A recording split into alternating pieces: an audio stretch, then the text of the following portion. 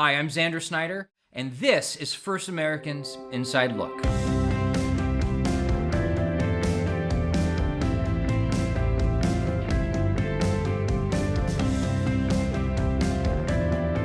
If you're looking to rent an apartment or own an apartment building, chances are you're curious to know what's going to happen to rent growth over the course of the next year.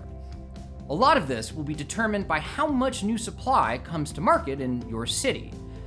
According to the latest new residential construction report, there remains a near all-time high number of apartments under construction across the country, nearly 1 million units. However, that construction varies considerably by geography. Where there is more new supply, renters have more choices, which forces landlords to compete by lowering the rent. However, supply isn't the only determinant of rent growth. For example, if in some city there is sufficient demand to lease up all of those new apartments coming to market, then rents are less likely to fall. Now, it turns out there is a convenient way to combine supply and demand into a single measure to understand which cities face excess and which face scarcity, and therefore which are more likely to see rent growth either fall or increase over the course of the next year. Deliveries is an easy enough measure of supply. It's just the total number of units brought to market in some city. So what about demand? Well, one way to measure demand is to count up all the number of apartments that were leased in some time period, and then subtract the number of vacated units in that same time period. That leaves you with a measure that's commonly referred to as net absorption, which is the total change in leased apartments. If we take net absorption, our demand measure, and subtract it from deliveries, our supply measure, what's left over is the new excess stock of apartments. When new excess stock is positive, it indicates that demand is not high enough to offset the new supply of apartments. When new excess stock is negative, it means that there is more demand than there is supply. So where are rents rising, where are they falling, and how is that related to new excess stock? Take a look at this chart.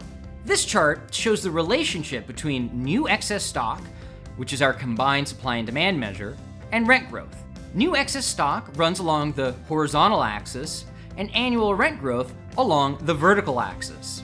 The two dark gray grid lines indicate the average value for both new excess stock and annual rent growth.